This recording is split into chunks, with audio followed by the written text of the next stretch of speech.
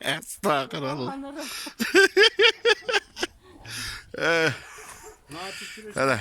Kartlayıp kalganda da göndürdüm de tay. Ha, Bir doğru ya canavar. İyilik verdiyse iyilik etti ama evet aklımda. ana. Ha men azım minem.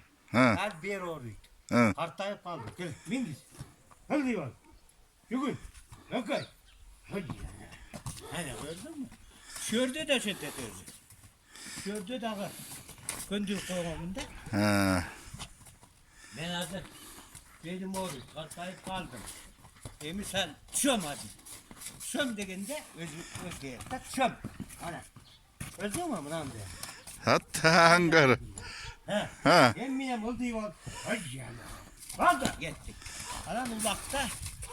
Ulakta deyin ki etti ama torpa ulaktı. Ha. Götürüş kıyın. Ha. Ulan da tek ulak olsa alıştıracağız da. Ha. Ha. Tek ulak cirge düşük kaldı mı? Ha. O sürgü var. Çak. Çak. Hayat. Attım taştayım bayrağı. Hadi. Bıyakcağından da denk geldi. Ana. Öte aklımda. Müsaade. Tek kulak catat şöyle. Ha. Hekkey! Hekkey! Hekkey de! Hekkey! Ya! Sinas geldi gitti. Sana.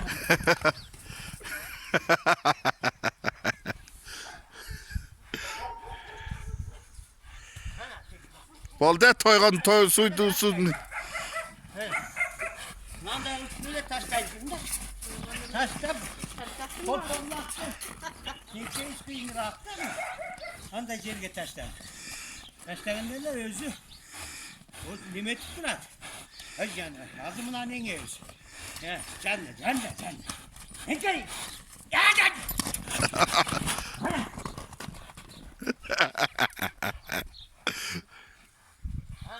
Kupkanattaki. O attık aga çirkin. Korktu beter üstüyüm. Ha. Ana şuna döndürüp koyalım değil mi lan bunu? Bir yandan da bir yandan bekliyoruz da. Ana. Sağ köşe koyalım. Kulak çatar şimdi. Peki.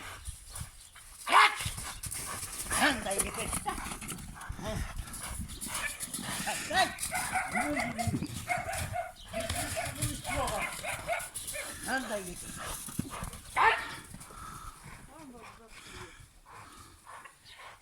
Oğuz'u öte yaptı. Bir canın en kötü. Ben buna